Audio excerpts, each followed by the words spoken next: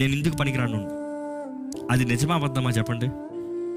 నువ్వు పనికొచ్చే వ్యక్తివా, పనికిరాని వ్యక్తివా? ఎంతమంది అంటారు నేను దేవుని స్వరూపంలో చేయబడిన వ్యక్తిని? ఎంతమంది నమ్ముతారు నేను విలువైన వ్యక్తిని? లేకపోతే ఎంతమంది నోటి మాట నేను వేస్ట్, నేను పనికిరాను, నాకు చేత కాదు, నాకు రాదు, నాకు తెలియదు, నేను ఎప్పుడు ఇలాగనే ఉంటాను. ఇలా ఉంటానంట కాదు, ఇలా ఉంటానంటావు. ఇంకా నువ్వు అవకాశం కూడా ఇవ్వట్లే. ఎవరో నీకు చెప్తాం కాదు, నువ్వు అవకాశాన్ని సద్వినియోగపరచుకోవాలి, నువ్వు వినాలి. ఇదిగో చాలామంది నా జీవితం ఇట్లే, నా బ్రతుకు ఇట్లే. కానీ ఈరోజు జ్ఞాపకం చేసుకోవాలి, నాకు నూతన అవకాశం ఉంది, నూతన తరుణం ఉంది, నూతన జీవితం ఉంది, నూతన రీతికి ముందుకెళ్తానికి అవకాశం ఉంది. నా కుటుంబం అట్లా బ్రతికింది నిజమే, కానీ నేను క్రీస్తు సొత్తునే, నేను ఈ రీతిగా ఉండడానికి లేదు.